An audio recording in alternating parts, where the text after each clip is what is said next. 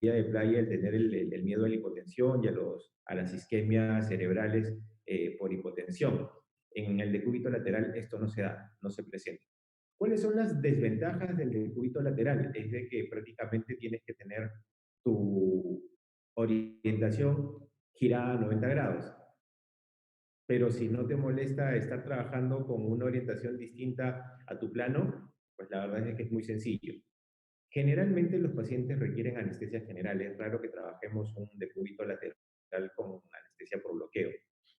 Adicionalmente, utilizamos un aparato de suspensión, ya sea un set de tracción o, como en algunos casos, utilizo el Spider, que es un posicionador espacial de la extremidad eh, que prácticamente me ayuda y me evita tener un ayudante adicional. Es más difícil de controlar las rotaciones, sí con el set de tracción convencional, sin embargo, con el posicionador espacial Spider, particularmente, pues es muy sencillo, puesto que uno puede hacer rotación externa, rotación interna, o poner la extremidad en la zona espacial donde uno quisiera, siempre en decúbito lateral. Pero el gran problema es que si uno eventualmente tuviera que pasar de un plan A a un plan B, la posibilidad de convertir a cirugía abierta ya se vuelve un poco más tedioso, puesto que el paciente está en lateral y es más difícil trabajar desde lateral un abordaje delto pectoral en el caso excepcional que tuviéramos que hacer. Es la única desventaja real que yo le encuentro a este posicionamiento. La silla de playa, como pueden verlo, puede ser con el brazo sujetado o con el brazo libre. Ahí ustedes pueden ver una especie de bastón que va hacia el antebrazo, ese es el sujetador funcionar en cualquier espacio y evitarnos un ayudante. ¿Tiene ventajas? También tiene ventajas. Es más fácil la orientación anatómica, uno está prácticamente en la misma posición en que está el paciente y uno puede tener un horizonte muy claro de dónde está trabajando. La excelente visualización del gleno humeral, tanto la porción anterior, superior, inferior, así como del espacio subacromial. Con este abordaje, con este posicionamiento va perfecto. Fácil montaje del entorno. En realidad, prácticamente uno, si quiere, puede colocarlo a través del posicionador Spider o a través de un set de tracción, simplemente con una sujeción, con poca tracción, con unas bolsas de cloruro para poder tenerlo el paciente con un efecto de tracción de la articulación, poder abrir un poco esa articulación para poder entrar directamente y poder identificar las estructuras anatómicas que uno desea identificar. El control de la rotación aquí, si es que lo tenemos con el Spider o igual en el decúbito lateral, prácticamente es óptimo. Uno puede hacer rotación externa, rotación interna. El posicionamiento que uno desee lo puede encontrar con el posicionamiento en silla de playa. Y obviamente es idóneo para el trabajo con el hombro abierto. A veces uno tenemos planeado hacer una cirugía de la target abierta, pues uno entra, hace una artroscopia diagnóstica pues viendo si es que no encontramos alguna patología extra o simplemente un reconocimiento artroscópico de lo que ya habíamos visto en nuestro examen clínico y en nuestras imágenes, y después pasamos a la cirugía abierta. En decúbito lateral, hacer probablemente un latarjet abierto, pues probablemente sea muy complejo, entonces la silla de playa va perfecto, en este caso reconocimiento artroscópico previo y después pasar a una cirugía abierta. ¿Cuáles son las desventajas? Es que el cirujano va a estar trabajando todo el tiempo con los brazos abducidos y esto produce muchas veces fatiga. Y entonces, al principio, pues, probablemente esa fatiga sea mucho más frecuente, puesto de que cuando uno empieza a hacer artroscopia de hombro, pues son cirugías a veces un poco largas, hasta que uno, pues como todo en medicina, uno va agarrando más pericia y las cirugías se vuelven cada vez más cortas. Obviamente en silla de playa es difícil trabajar sin ayudante, puesto que a veces necesitamos, en el caso de que no tengamos el posicionador Spider, vamos a necesitar un ayudante que nos mantenga la rotación externa, la rotación interna, o que nos asista de manera constante. Ahora, otra de las desventajas es que hay una menor visualización de las partes posteriores y posteriores del gleno humeral. Pero en general, como pueden ver, el posicionamiento, si bien es importante, todo tiene, como todo en la vida, unos pros y otros contra, y va a depender, como mencioné al principio de la charla, que ustedes elijan qué es con lo cual se sienten más cómodos al momento de trabajar. Otro de los temas que en artroscopía de hombro básica tenemos que tener en cuenta es hablar de los portales, es decir, saber por dónde vamos a abordar el hombro, qué portal me sirve para visualizar qué portal me sirve para poder trabajar esta o aquella estructura anatómica y cuáles son los riesgos que presenta cada portal. Entonces, no voy a presentar todos los portales porque obviamente no es el objetivo de esta charla orientativa sobre la artroscopía de hombro, principios, sino que simplemente voy a presentarles los principales portales de trabajo y de visualización. Entonces, ustedes pueden ver en la pantalla los 6 portales que normalmente utilizamos con más frecuencia. Con la letra A, el portal posterior; con la letra B, el portal anterior. Ya hablaré de cada uno de ellos en los siguientes minutos. El portal C, el antero-superolateral; portal D, o postero-superolateral, o de Wilmington; el portal E, o posterolateral; y el portal F, o a las 5 en punto, o 5 o'clock. Entonces, si hablamos del portal posterior, ese es el portal por donde normalmente uno hace el abordaje del hombro. Normalmente uno trata de identificar desde atrás hacia adelante, y es el primer portal que uno coloca en un soft spot, en un triángulo que se forma hacia la parte posterior, hacia la parte inferior de la glena, tratando de dirigir el trocar de ingreso hacia la coracoides. Entonces, uno ingresa de atrás hacia adelante mirando la coracoides.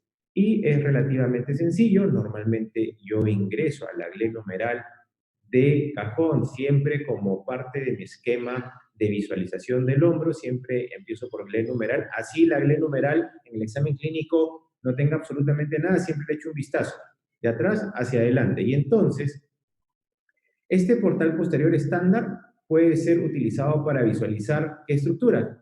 Una artroscopía diagnóstica de la glenohumeral. Y me sirve como portal de trabajo para una reparación, es decir, lo puedo utilizar para ver o lo puedo utilizar para trabajar. Si lo voy a utilizar para trabajar, voy a utilizarlo en la reparación. Aquí el corrector me corrigió, es un labral posterior, liberación de la cápsula posterior. Puedo trabajar los desgarros del manguito rotador de base posterior, o también puedo trabajar una descompresión subacromial. Los riesgos de este portal es lesión del nervio supraescapular, del nervio axilar, de la arteria circunfleja posterior, y una lesión condral en la glenohumeral, ya sea de la cabeza humeral o de la glena escapular. El otro portal que habitualmente trabajamos es el portal anterior, y que generalmente uno lo identifica con una aguja. Ahora vamos a verlo más adelante en un video ilustrativo.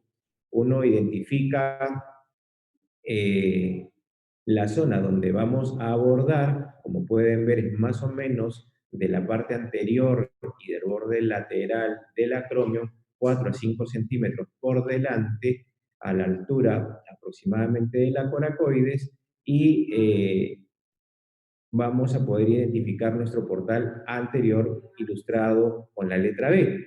Y este portal puede ser utilizado para visualizar ¿qué cosas? El labrum y la cápsula posterior, los ligamentos glenohumerales inferiores, el tendón subescapular y el receso subescapular, y la parte anterior de la cabeza humeral.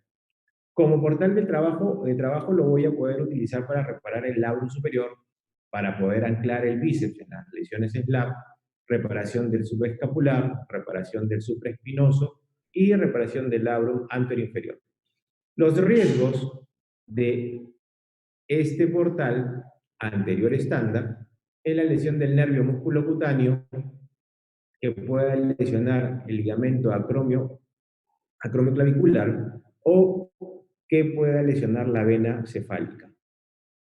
El otro portal que utilizamos, y aquí graficado con C, es el portal antero-superolateral, y es un portal que está justo por delante del borde anterolateral de mi acromio, a un centímetro aproximadamente hacia anterior y hacia lateral en la oblicuidad que se produce.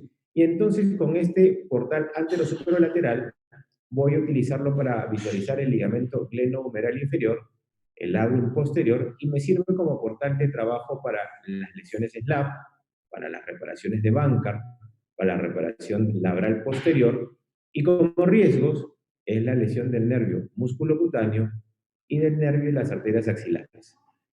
El portal de Wilmington, que es un portal similar al anterior que hemos visto, pero hacia la parte posterior, para visualizar raramente lo utilizo, pero como portal de trabajo sí, porque prácticamente es un portal que va de arriba a abajo y es un anclaje que me sirve, mejor dicho, es un portal que me sirve para poder colocar el anclaje en los slabs de base posterior. Recordemos que este portal de Wilmington es muy posterior, entonces me sirve para trabajar la parte superior de mi labrum glenoideo, pero hacia la parte posterior. Los riesgos, obviamente, que daña el tendón supraespinoso. El E, que es el portal posterolateral, es un portal que también lo vamos a utilizar para visualizar los desgarros del manguito rotador, evidentemente supraespinoso, y nos va a servir de trabajo para las reparaciones del manguito rotador supraespinoso, porque lo veo perfectamente bien, del labrum posterior y del labrum inferior. Los riesgos, ninguno. En esa zona prácticamente no hay riesgos. Y finalmente, este es un portal anterior bajo, de las 5 en puntos, 5 o'clock, y es un portal que normalmente lo utilizamos para visualizar a lesiones abusivas glenohumerales y me sirve como portal de trabajo perfecto cuando quiero hacer una reparación de Bankart, puesto que prácticamente me permite colocar el ancla o el arpón en la hora 6, que recordemos cuando uno hace una reparación de Bankart, normalmente empiezas de abajo hacia arriba colocando las suturas latero-lateral. Y cápsulo labral anterior-inferior, es decir, me sirve para trabajar de abajo para arriba, tratando de hacer una combinación con mi portal anterior estándar y con mi portal 5 o'clock, prácticamente me permite trabajar toda la parte anterior del labrum glenoideo. ¿Cuáles son los riesgos? Aquí sí hay bastantes, y los riesgos son las lesiones del nervio axilar, del nervio musculocutáneo, de la arteria circunflejo humeral anterior, de la arteria axilar, del tendón subescapular, de la vena cefálica y que produzca una lesión condral. Aquí les voy a dejar esta imagen, y esto es una imagen haciendo una artroscopia de hombro del lado derecho, en la cual voy a poder tener el intervalo rotador, que es donde voy a colocar mi cánula para poder trabajar cuando estoy por hacer el abordaje de mi portal anterior estándar. Entonces, ese intervalo de los rotadores, ahí como lo puedo ver, lo veo desde posterior hacia anterior y tengo por un lado el bíceps, por el otro lado mi tendón subescapular y en la parte de abajo mi glena, como ustedes pueden ver en la foto. Ahora vamos a seguir con un video y el video nos va a mostrar igual un hombro derecho, esto es cortesía de Joseph Burns, y en la cual vamos a poder ver un diagnóstico artroscópico de mi hombro, cómo puedo identificar las estructuras y cómo las voy a ver como normalmente sucede. Denme un segundo.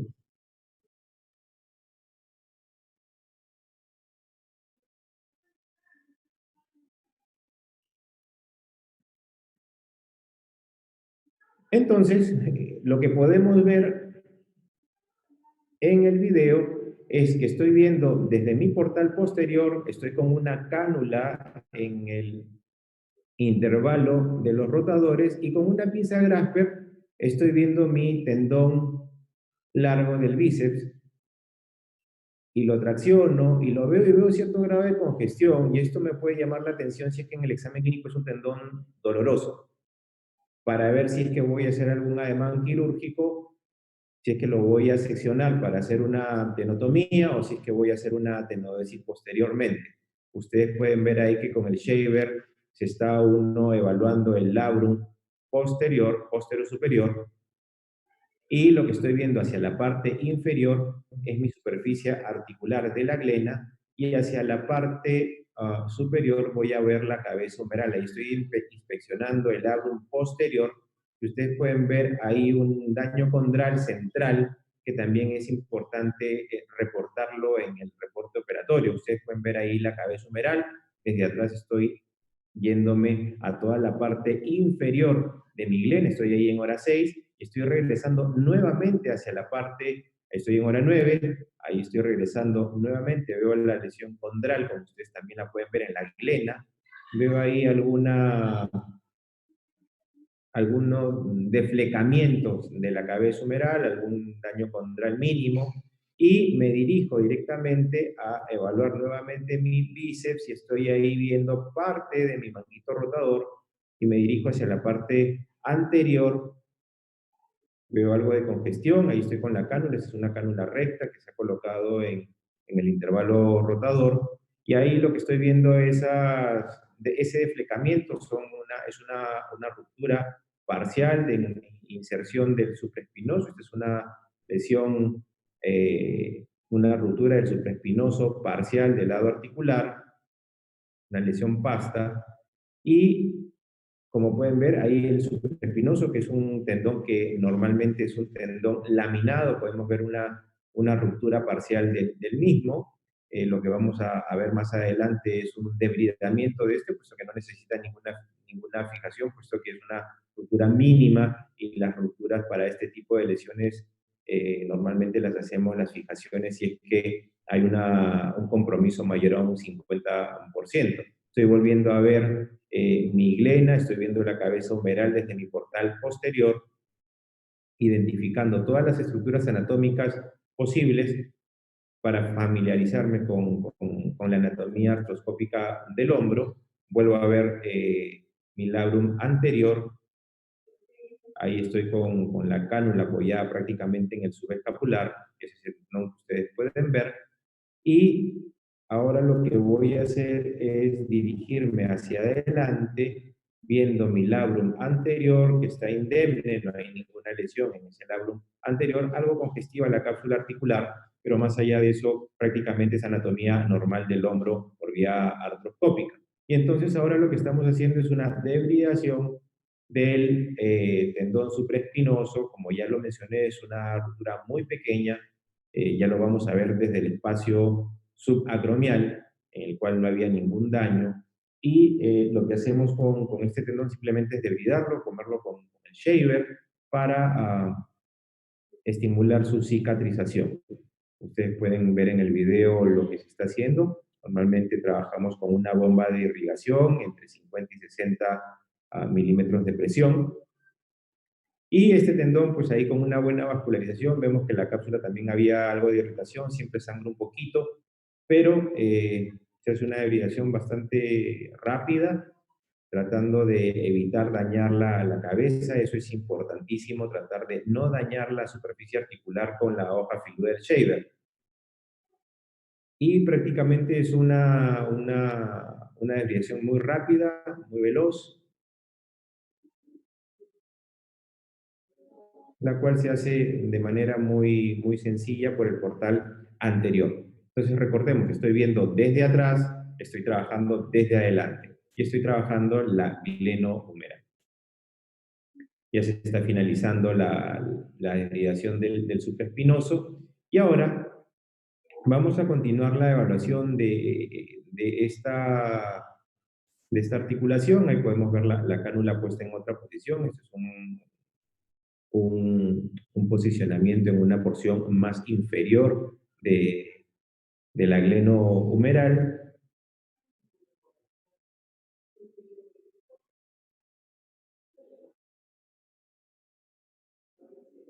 Y ahora lo que vamos a poder ver es, vamos a dirigirnos hacia el espacio subacromial. Ya que he hecho mi evaluación de la glenohumeral, ya he debridado mi manguito rotador, he revisado mi labrum anterior, he revisado mi labrum posterior, he revisado la cabeza, he podido ver que había una ruptura parcial del supraespinoso, he hecho la desbridación, como como hemos podido ver. Y lo que vamos a hacer ahora es retirar mi lente del portal posterior, y por el mismo portal posterior de haber entrado a la glenohumeral, lo que voy a hacer es entrar al espacio subacromial.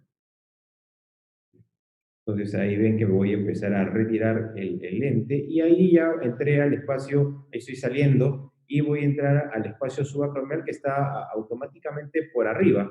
Y entonces, cuando entra el espacio subacromial, lo que vamos a poder identificar, y todavía sigo en el numeral, vamos a esperar que corra un poquito más el video, ahí estoy saliendo y vamos a entrar, ahí estoy en subacromial.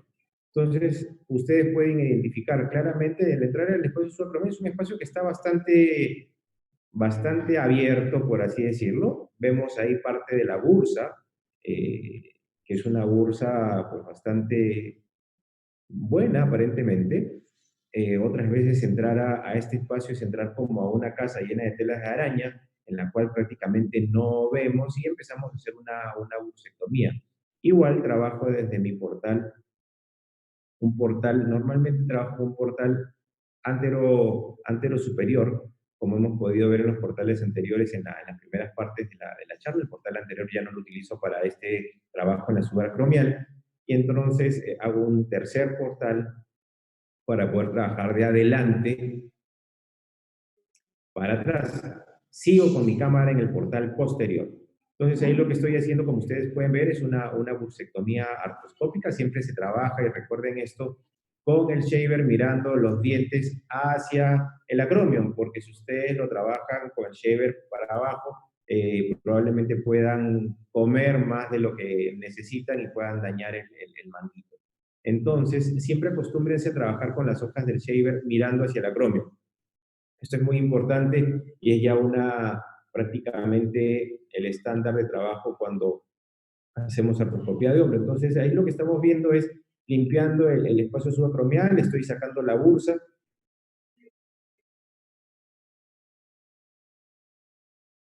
baja con la bursa medial, normalmente esto sangra, ahí estoy ya ingresando con una radiofrecuencia, y la radiofrecuencia es como un cauterizador que lo utilizo para poder ampliar mi espacio subacromial. Ahí estoy viendo el ligamento del coracoacromial, que a veces en algunas situaciones lo noto engrosado y a veces hay que liberarlo pequeñamente, una liberación muy pequeñita. Ahí vemos el sangrado. Ese sangrado en el espacio subacromial muchas veces se produce por algunas pequeñas arterias que están muy pegadas al acromio. Normalmente uno los va cauterizando en la medida que va avanzando con la artroscopia, y el espacio se va abriendo y uno va a poder identificar claramente los componentes del manguito rotador. Uno puede ver tranquilamente el supraespinoso, uno puede identificar el subescapular parcialmente, uno va a poder ver el infraespinoso, y lo que podemos ver debajo, que estamos tocándolo con la punta de radiofrecuencia, es netamente el supraespinoso, que lo habíamos visto. Ahí está el footprint, su inserción a nivel de la cabeza humeral se nota perfectamente bien. Lo habíamos visto desde el espacio glenohumeral, que estaba parcialmente roto, se debridó y automáticamente lo debridamos y quedó bastante bien. No fue necesario fijarlo porque era una ruptura pequeña. Y estamos ahí evaluando. Uno lo puede hacer con ese instrumento o lo puede hacer con el palpador que normalmente uno utiliza. Ustedes pueden ver ahí que la bursa medial sangra normalmente, entonces tratemos de respetarla porque aparte es aporte biológico al tendón supraespinoso. Seguimos viendo y ahí podemos ver el acromion. A veces se presentan algunos osteofitos, algunos crecimientos por irritaciones crónicas, y lo que hacemos es una descompresión subacromial con un burr óseo o con el shaver, y que lo que hacemos es normalmente descomprimimos la esquina, es decir, la compresión se produce en la zona anterolateral del acromion, y entonces ese osteofito, esa formación ósea, normalmente uno la descomprime con el burr, con la fresa adaptada al shaver, y hasta que veamos hueso casi sangrante para poder descomprimir y ampliar ese espacio subacromial para que el pinzamiento no se esté produciendo. Entonces uno lo ve, se limpió, se estabilizó, y hay un secreto. Normalmente lo que hago es giro la cámara y lo que estaba en el techo lo pongo hacia el piso para poder identificarlo. Es más fácil ver un piso plano que un techo plano. Entonces, Uno lo puede ver, ve más o menos cuánto es lo que ha abierto el espacio subacromial. Seguimos trabajando en la descompresión. Recordar muchas veces que estos pacientes son pacientes en las rupturas del tendón supraespinoso, son pacientes que ya están algo entrados en años, el hueso es un poquito más poroso, y ahí lo que veo es un poco de artrosis de la articulación acromioclavicular, y que muchas veces producen osteofitos, hay ausencia ya de cartílago, es una articulación que tiene mucho movimiento y que generalmente pues se degenera rápidamente en edades tempranas de la vida, y entonces los osteofitos marginales que se producen producen dolor por fricción, por movimiento, y aquí lo que se está haciendo es una resección de la clavícula distal por un procedimiento llamado de Mumford, y que lo que uno trata de sacar es la porción más distal de la clavícula para evitar la fricción excesiva. Es decir, uno trata de comerse con la fresa del shaver la porción distal de la clavícula, un 75% de la superficie, dejando un espacio con donde pueda penetrar tranquilamente la cabeza del shaver, sin tocar los ligamentos acromioclaviculares superiores, que son los que me brindan la estabilidad de esta articulación. Entonces ahí estamos viendo, estamos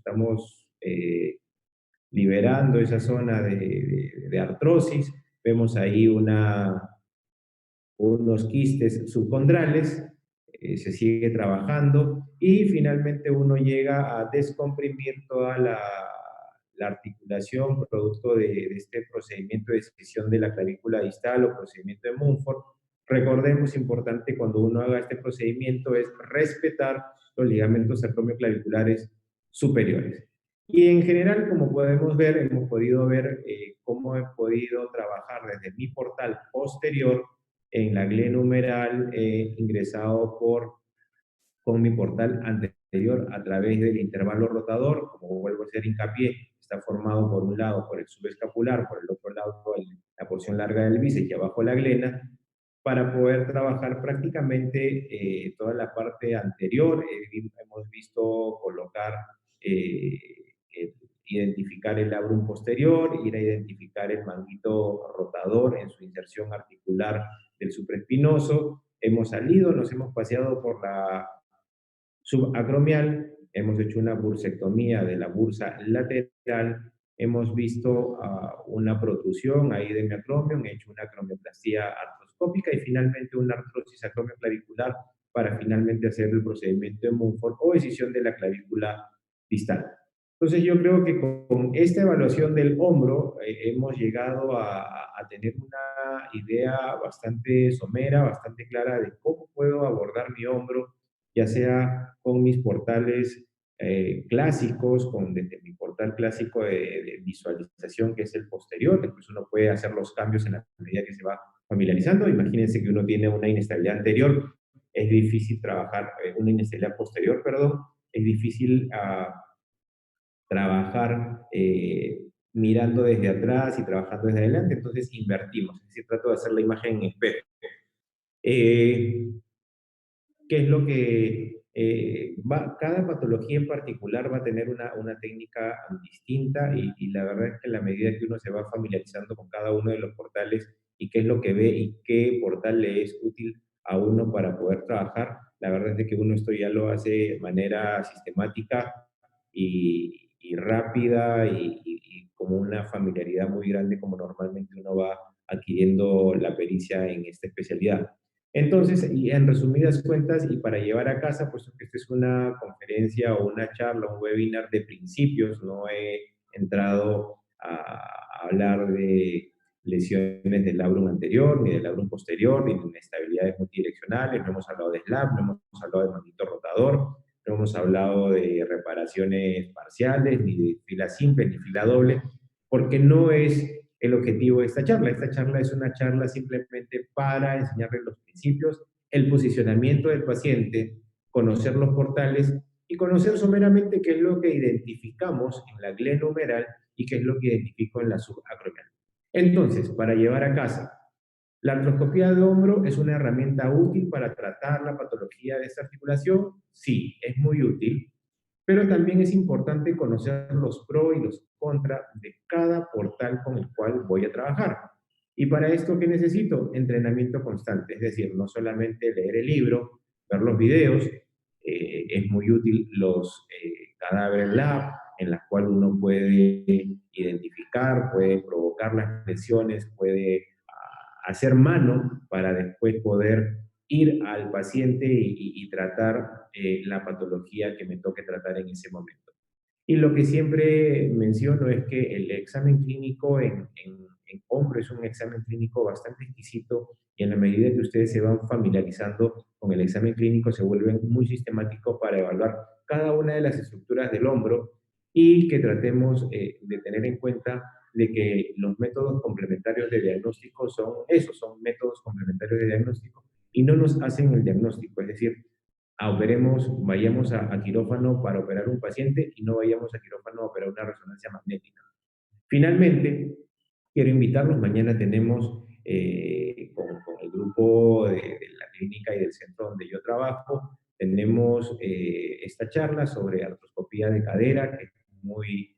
Yo la verdad es de que la artroscopía de cadera es una de las pocas articulaciones donde he trabajado, la verdad que mi experiencia en artroscopía de cadera no es mucha, he entrado de ayudante, nunca he entrado de cirujano principal, pero la verdad es que le he visto muy como hacer hombro, porque se repara el labrum, hay que trabajar como uno trabaja las acromioplastías, y entonces tenemos de panelistas al doctor Claudio Mella de la Clínica Alemana de Chile, es un reconocido cirujano de cadera, y lo tenemos a Gustavo Cotrina y a Marco Rebata, ambos de mi país, de Perú, ambos son peruanos, y van a hablar de los pinzamientos tipo CAM y tipo pincer, así que los invito el día de mañana, sábado 23 a las 5 de la tarde, hora de Lima, ustedes decidan, chequeen sus usos horarios para poder ver exactamente a qué hora les corresponde. Y el último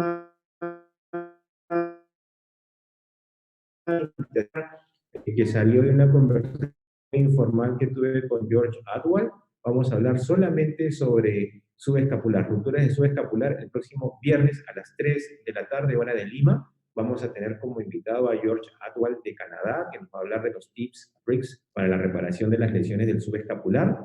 Vamos a tener a Bassem El Hassan. Bassem es un gran amigo, él trabaja en la clínica Mayo y nos va a hablar para las rupturas irreparables del subescapular, como la solución a él con el latissimus dorsi. De igual manera, Andreas Inhoff, también un gran amigo, nos va a hablar de igual manera cómo reparar, cómo solucionar los problemas de las rupturas irreparables del subescapular con el pectoral mayor. Y como primera charla va a estar mi gran amigo Said Altani, él es de Dubái, nos va a hablar sobre la clasificación de las lesiones del subescapular y cómo y cuándo las tienen que reparar. Los que hablan inglés va a ser un webinar en inglés. La verdad es de que el inglés es el idioma universal, así que va a ser el idioma en el cual se va a dar este webinar, pero vamos a tener traducción en simultánea al español en un canal por la misma plataforma Zoom. Así que los que no hablan muy bien inglés y quieren escucharlo en español en directo van a tener un canal dedicado para este fin. Entonces están todos invitados este viernes 29 de mayo a las 3 de la tarde. Gracias por su atención, estoy atento a las preguntas, a responder por ahí las dudas que puedan haber quedado. Y bueno, gracias por su atención un día viernes, aunque yo creo que la mayoría de los latinoamericanos estamos en cuarentena. Gracias.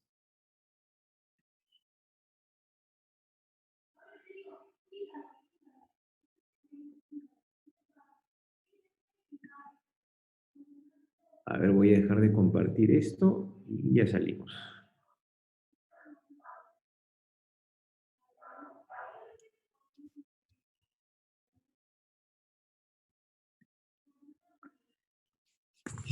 A ver, tenemos ahí algunas preguntas, Cristian, muchas gracias. Por ejemplo, pues felicitaciones por la charla. Menciona acá, buenas noches, muchas gracias por la conferencia. ¿Utiliza siempre bomba de irrigación de agua o prefiere irrigación por gravedad? A ver, yo me formé usando bomba, casi yo te diría que el 90% de mis procedimientos los hago con bomba, Eh, Mi partner quirúrgico, David Torres, que por ahí algunos de ustedes lo conocen, David no usa bomba. Y bueno, y la verdad es de que a veces sangra un poquito más cuando no trabajamos con bomba.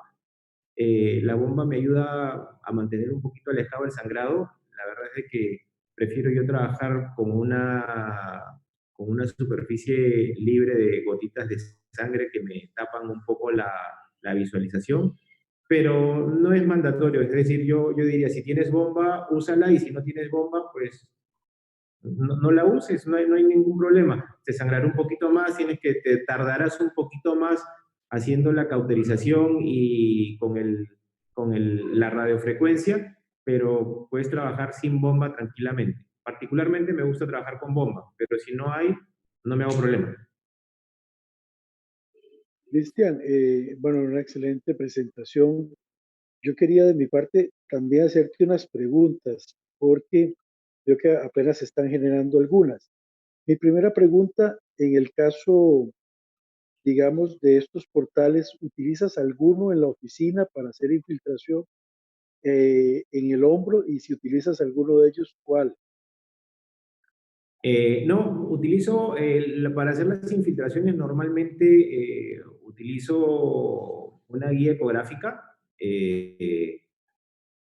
Para poder identificar mejor las lesiones. Me ayudo con el radiólogo especialista en hombro, y se coloca la infiltración con corticoides normalmente, para poder llegar a la zona que quiero llegar. Normalmente, infiltraciones sí hago algunas.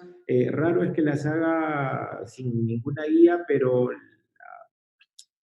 yo te diría que utilizo las infiltraciones en dos casos puntuales. Uno, las tendinopatías del bíceps largo, y el otro es aquel paciente que he operado de alguna lesión del manguito rotador. Se ha hecho una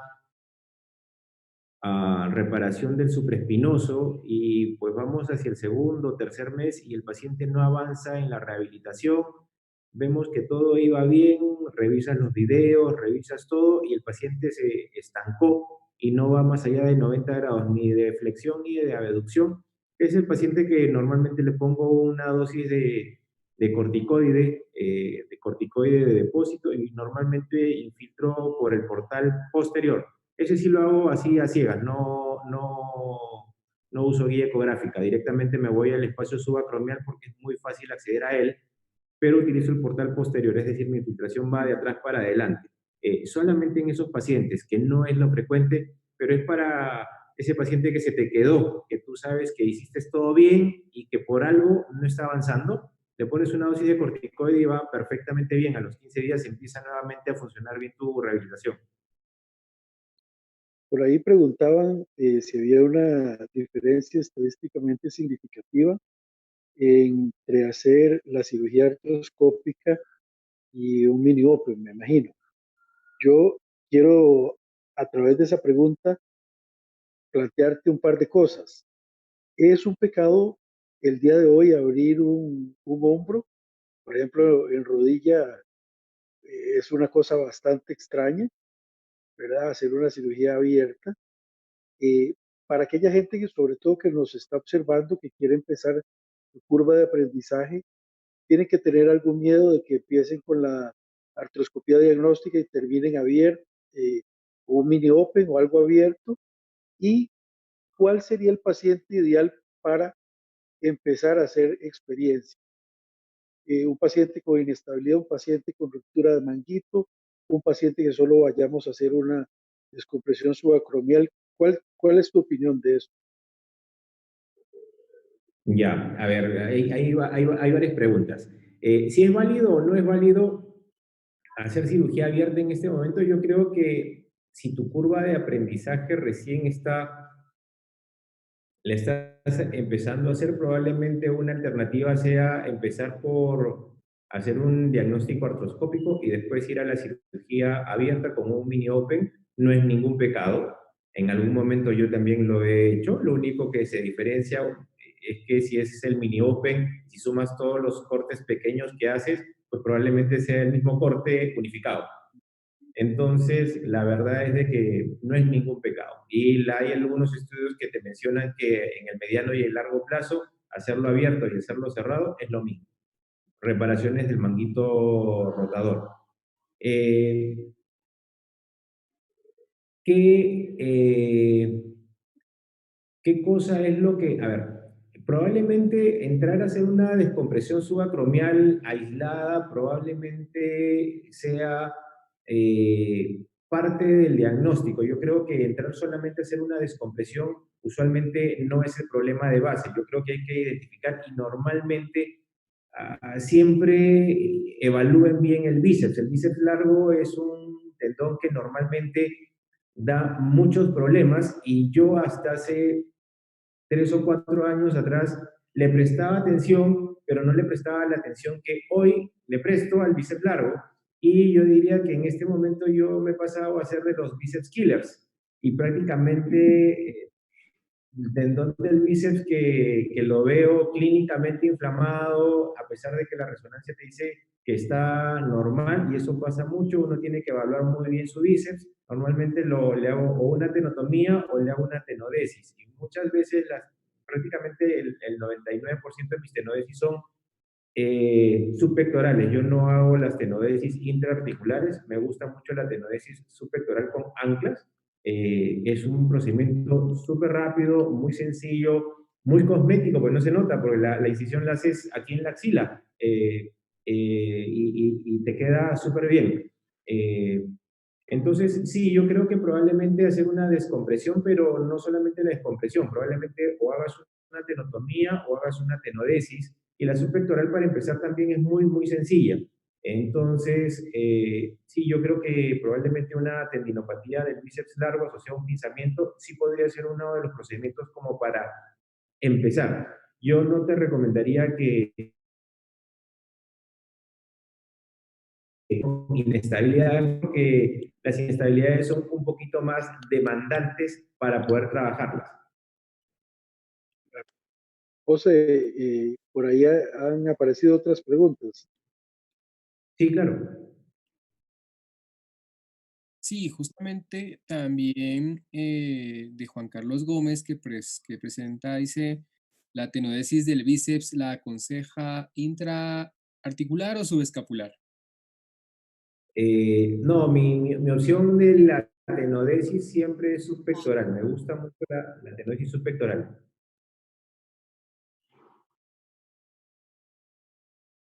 ¿Ok? También Robinson pregunta el uso de anclas en lesión del supraespinoso, ¿al cuánto tiempo iniciar la rehabilitación? Ya, a ver, mi protocolo normalmente al paciente le coloco un cabestrillo, un sling con una almohadilla en abducción a 45 grados aproximadamente, que es lo que me brinda la almohadilla abductora en posición neutra. El paciente lo dejo con cabestrillo 4 semanas y después recién lo mando a rehabilitación.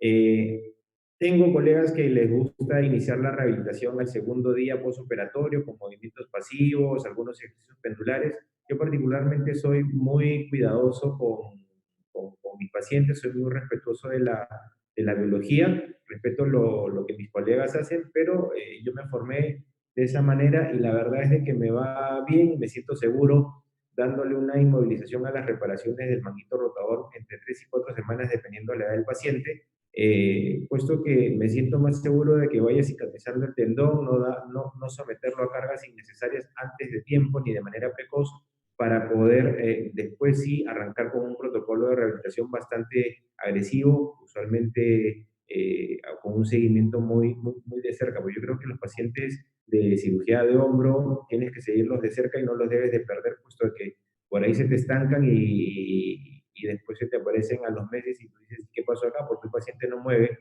y era porque no lo perseguiste si no lo tuviste al paciente de cerca. Entonces, sí me gusta tener a los pacientes de cerca, pero mi protocolo es 4 semanas de inmovilización sin terapia física. Ok.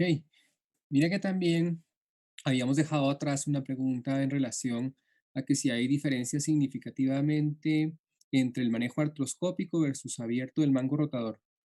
Sí, sí la contestó. Ah, perdóname. Sí, sí, sí, sí, sí, algo comentamos y de ahí surgió la idea de que alguien que está empezando la curva podría hacer la parte diagnóstica y eventualmente hacer un mini open, ¿no? Sí, sí, sí, era lo que habíamos hablado, Mauro. Sí, yo creo que se puede empezar tranquilamente haciendo el diagnóstico ortoscópico y hacer un mini open. No lo veo ningún pecado ni nada por el estilo. Yo creo que prefiero hacer un mini open bien hecho a hacer una cirugía artroscópica mal hecha. Y, Cristian, ¿cuántas cirugías se ha estimado, por ejemplo, en artroscopia de cadera, que estabas anunciando ese webinar Yo del día de mañana, que hablan que hay que hacer unas 100 para tener una buena curva en hombro, entre manguito y inestabilidad? ¿Cuántas crees tú que deba hacer una persona ya para sentirse cómodo realmente con esta artroscopía? Sí, yo calculo que unas 100 artroscopias de hombro para sentirte cómodo, pero 100 de manguito y 100 de inestabilidad, para poder entrar como Pedro en casa. Entonces, Es una curva sí, larga. y eso te lleva años, ¿ah? Y años de preparación. Y yo creo que tienes que entrar siempre con alguien que tenga, en la medida que no te sientas del todo seguro, entra con alguien que sepa mejor las cosas que tú, para que te pueda ayudar cuando se presentan los problemas. Y yo por muchos años entré con varios de mis profesores hasta que ya me empecé a sentir seguro y ya después uno vuela solo, como todo en la vida. Pero sí, yo te recomiendo, hombro es una articulación fabulosa, espléndida para trabajar, pero tienes que tener todas las posibilidades de solucionar los problemas y si no las sabes, pues debe de haber alguien que te tire el salvavidas al costado tuyo. Entonces, y uno aprende de esos que te tiran el salvavidas y aprende los trucos y aprende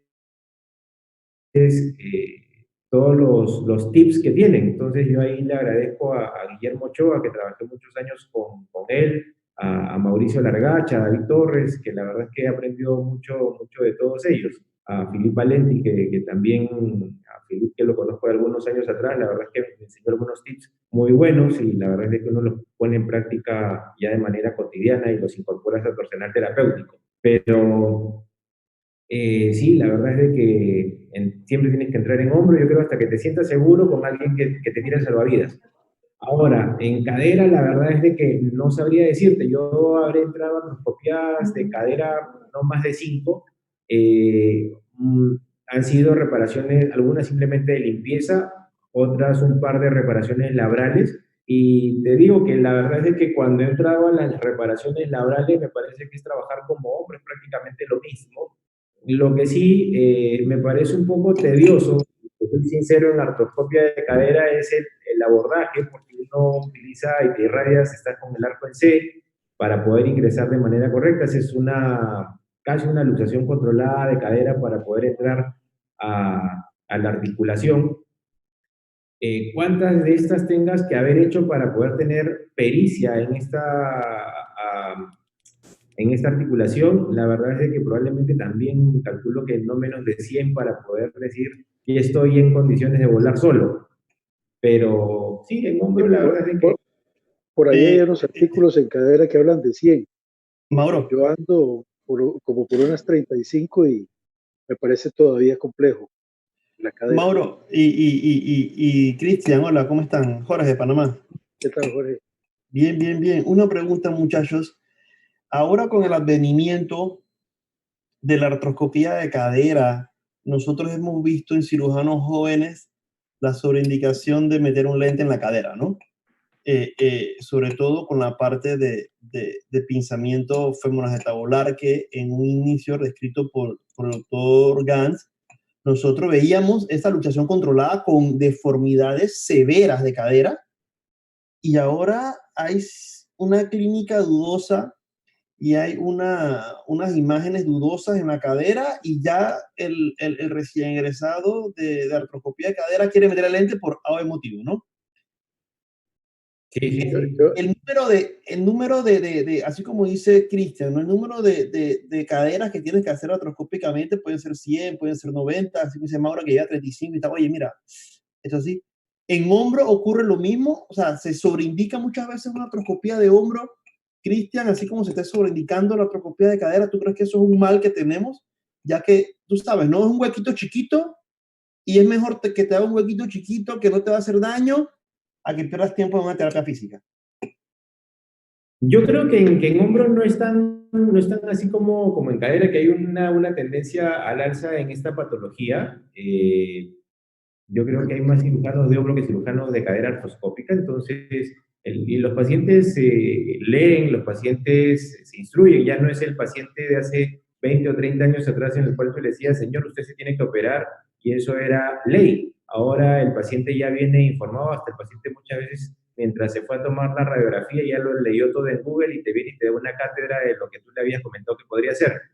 Entonces, yo creo que en hombro hay algunas sobreindicaciones, sí, no son tan frecuentes, cada vez las veo menos y me ha pasado, sí que hay pacientes que vienen y de frente con una maraña de estudios por imágenes y me dicen, Cristian, yo vengo para que tú me operes y yo le digo, pero eso va a curar sola, fisioterapia y vas a ir bien.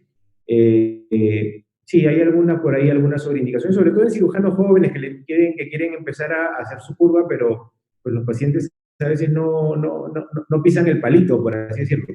Entonces, en cadera probablemente esté pasando y si te das cuenta hay eh, un apetito de aprender artroscopia de cadera y si te das cuenta todos los cursos de la ANA o de la American Academy sobre artroscopia de cadera son los primeros en estar sold out. Todos están vendidos con un año de anticipación y es, por así decirlo, lo que marca la tendencia. Eh, eh, que la mayoría quiere hacer artroscopia de cadera y cada vez vemos que la industria también empieza a sacar nuevos instrumentales para cadera. Y entonces también es un tema motivado probablemente también por la industria. Los gringos, tú sabes que te tienen que vender algo y por ese lado creo. Jorge, Okay. yo te quería comentar del lado de cadera. Bueno, el pinzamiento femoroacetabular está escrito como, eh, como una patología con cambios mínimos radiológicos, ¿verdad? Sin embargo, pues hay unos ángulos, el ángulo alfa y todos estos, que nos dicen si se debe o no, digamos, llevar a un paciente a quirófano. Eso es lo que debería cuidar el cirujano. Y lo otro, que sí se ha visto mucho, por ejemplo, en Costa Rica, a mí cuando me llega un paciente en la práctica privada a un pinzamiento, yo le ofrezco un mini open como una vía anterior o una luxación controlada, porque hay algunos CAMs que no puedes controlar bien, bueno, por lo menos yo, artroscópicamente con mi curva tan baja. El problema es que hay gente que no es consciente de eso e inclusive en instituciones y privado prescribe sin acompañarse de alguien más de experiencia este tipo de procedimientos con el afán de entrenarse en algo que pareciera en el futuro muy apetitoso desde el punto de vista de práctica privada, ¿no? Que es lo que mencionaba Cristian. Pero eso yo creo que está mucho en la ética de cada profesional. Y no sé, eso viene, comparte la formación y comparte de estos webinars que hay que instar a la gente a indicar las cirugías de una forma de beneficio para el paciente y no para el médico. Así es. Después, bueno, a ver, veía ahí en el feed de preguntas, ¿hay diferencia entre la tenodesis y tenotomía del bíceps en cuanto a función, dolor postquirúrgico y estética? A ver, paciente obeso que se le hace la tenotomía, nunca lo fijo, es decir, ese paciente le corto el bíceps y no lo fijo, o sea, lo dejo libre. El paciente obeso, haga o no haga deformidad en brazo de Popeye, no se va a dar cuenta. Entonces, no hay problema, sea hombre o sea mujer. Si es mujer delgada y le vas a trabajar el bíceps y le haces una tenotomía, siempre fíjalo, ya sea intraarticular o subpectoral. Se le puede haber ido a cualquier mujer delgada o medianamente llenita, pues se le irá el dolor, le reparaste, funciona perfectamente bien su hombro, pero nunca te va a perdonar la deformidad en Popeye si que se llega a presentar. Te lo va a venir a reclamar todas las semanas al consultorio y va a ser tu dolor de cabeza. Entonces, en las mujeres que no son gordas, pues traten de hacerle una fijación del bíceps si es que lo llegan a cortar. Eh, y lo otro, en pacientes que tengan seguros complementarios de trabajo de riesgo o que sean obreros, mi recomendación es, independientemente, bueno, si son gordos no se les nota, pero si son delgados, siempre fijen el bíceps, ya sea interarticular o subpectoral, porque esos pacientes son pacientes que nunca quedan bien. Ese es un paciente que siempre va a ir por el descanso médico o siempre va a encontrar alguna excusa para decir, me sigue doliendo. Es un paciente que va a encontrar la excusa perfecta, la deformidad en Popeye, para decir que no quedó bien, a pesar de que tú sepas de que está yendo perfectamente bien. Entonces, en los pacientes que tengan algún tema laboral, que sean obreros, mujeres delgadas o pacientes jóvenes delgados, jóvenes, normalmente yo le digo joven, gente de 40, 45 años, somos todavía pichones. Entonces, fíjenles el bíceps, porque obviamente si se presenta la deformidad en Popeye, pues probablemente sea algo completamente feo. Pero desde el punto de vista función, no pasa absolutamente nada. Todo llega a funcionar bien. Ahora, las tenodesis sí duelen. Normalmente el paciente hace una referencia de una sensación de disconfort en la cara anterior del brazo, que más o menos les dura 4 meses. Y después el bíceps porque le has cambiado discretamente la dirección de las fibras. Después de eso, el paciente pasa tranquilamente a hacer sus actividades normales sin ningún problema. Y cuando uno haga una tenodesis, normalmente, y como ya lo mencioné, a mí me gusta la subpectoral, no la hagan tan atención, porque si ustedes ponen muy atención el bíceps en la corredera bicipital o donde lo hayan fijado, pues probablemente cree dolor anterior del brazo. Entonces, no importa que les quede un poquito laxo y haga un pseudo Popeye, porque después eso se atrofia y queda perfectamente bien. Entonces, en las tenodesis, si las hacen, no las hagan tan atención. Eso es un tip ahí que tienen que tenerlo en cuenta, porque si no, el paciente se va para el otro lado. Quedó muy bien, pero le quedó el dolor anterior, a pesar de que le hicieron la tenodesis del bíceps.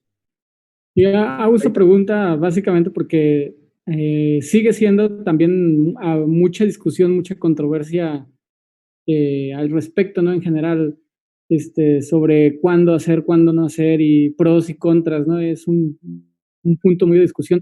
Y yo algo que puedo decir de mi poca experiencia, yo estuve en un servicio de hombro durante 2 años nada más, y en la poca cirugía pues que hacíamos durante esos 2 años, pues lo poco que yo me pude enfrentar es que esos pacientes son bien ingratos, los de hombro. Como puedes hacer una cirugía fabulosa y el paciente seguir con dolor o a veces dice uno, no sé ni lo que hice y el paciente parece que le salvaste la vida, ¿no? Y dice, no, gracias, doctor. O sea, a veces puede ser muy, muy, pues muy extraña, ¿no? La evolución en este tipo de pacientes. Sí, como mencioné hace un rato, Marco, sí, el paciente de hombro tiene que hacerle un seguimiento bastante de cerca, porque así como te puede ir perfectamente bien, a veces se estancan y si el rehabilitador no te lo devolvió al consultorio o lo perdiste al paciente, pues probablemente te venga 6 meses después con el hombro peor que como cuando lo encontraste al principio. Entonces, sí, el paciente del hombro es un paciente extremadamente agradecido porque realmente le quitas el dolor, sobre todo esas rupturas del manguito rotador que el paciente va y que te dice, doctor, no puedo dormir por el dolor, o doctor, ¿sabe qué? No me puedo abrochar el sostén, no me puedo abrochar el brasier. Entonces, el paciente regresa muy agradecido cuando le solucionas el problema, pero ese paciente que se te pierde, la verdad es de que es muchas veces un dolor de cabeza. Y un ejemplo claro, me acuerdo, es una paciente que tenía una patología, una tendinitis de larga data del tendón largo del bíceps. nada, lo único que hice fue hacerle una artroscopia, tener algo de bursitis, limpié la bursa, algo de acromion, le hice la tenotomía asociada a una tenodesis y la paciente se desapareció. Y se apareció a los 3 meses, bueno, se le sacaron los puntos y se desapareció 3 meses y que seguía con dolor y bueno, le digo, oye, pero ¿qué te desapareció? Que yo pensé que iba a mejorar de manera inmediata. Sí que me ha cambiado el dolor, pero y era una paciente que le indicabas el protocolo de terapia y tenía 4 hijos muy pequeños, entonces andaba más en los campeonatos de básquet de los pequeños que en su rehabilitación, no tenía mucho tiempo para ella. Era era mi dolor de cabeza y la verdad es de que al final se convenció que tenía que hacer fisioterapia, hizo la fisioterapia 2 meses seguidos y el dolor automáticamente desapareció. Pero por eso vuelvo a insistir, el paciente de hombro tienes que tenerlo muy de cerca, saber cuál es el protocolo de rehabilitación que ha hecho y si realmente lo que está haciendo lo está haciendo bien. Entonces, para eso sí, mi recomendación, tengan 2, 3 rehabilitadores de cabecera que sean amigos de ustedes para que les puedan comentar cómo van sus pacientes y cómo están evolucionando, porque pues a veces tú los mandas al rehabilitador y no sabes cuándo va a regresar y cuando regresa te dice, oye, pero si esto no era lo que yo quería que le hagan a mi paciente. Entonces, no solamente poner en la orden, se operó el manguito rotador, vaya a terapia física, sino ponerle esquemáticamente, primera semana, segunda semana, tercera semana, cuarta semana, qué es lo que espero, el segundo mes, cuáles son mis objetivos, qué tipo de movimientos es lo que yo espero que el paciente tenga y cómo espero encontrarlo después de X número de sesiones de rehabilitación. Entonces hay que ser muy claro con los rehabilitadores hacia dónde vamos.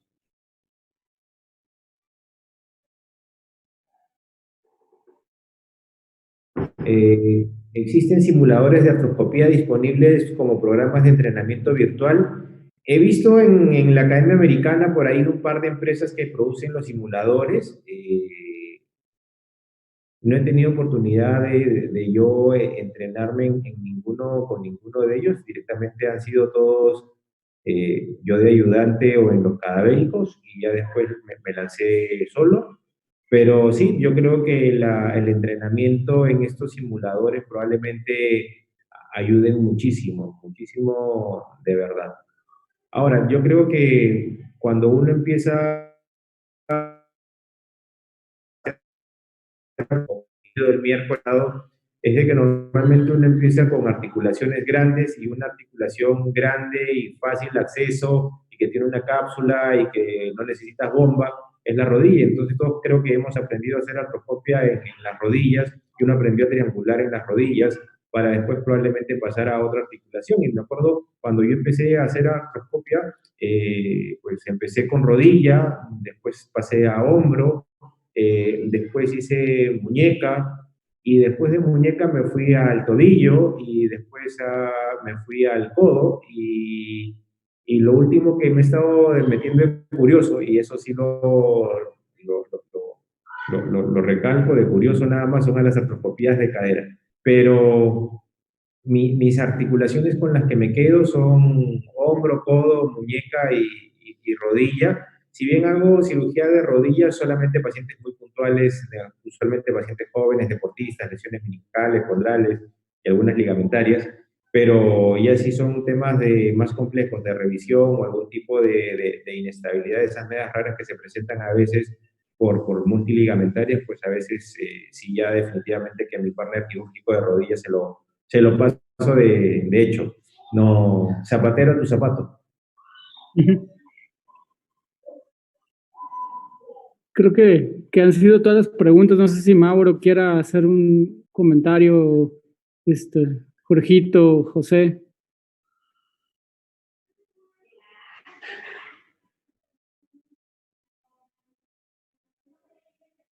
Creo que no. Mauro, ¿quisieras hacer el cierre? Lo que pasa es que yo creo que habían colocado el micro de nuevo en off, pero ya está. Mauro. Listo. No, yo de verdad agradecerles a todos los que estuvieron con nosotros desde el principio hasta esta hora. Un viernes, como lo mencionaba Cristian, no es fácil, pero yo creo que hemos disfrutado de un excelente webinar que nos brindó Cristian Lozano desde Lima y las preguntas yo creo que también fueron una parte importante de lo que nos llevamos para la casa. Y quería agradecerles de verdad por esta iniciativa también que han tomado muy en serio tanto José como Velarde, como Marco, como Cristian, y invitarlos para los siguientes webinars que nos acompañen a todos. Y muchísimas gracias por la atención y muchísimas gracias a Cristian por el excelente webinar que nos brindó hoy.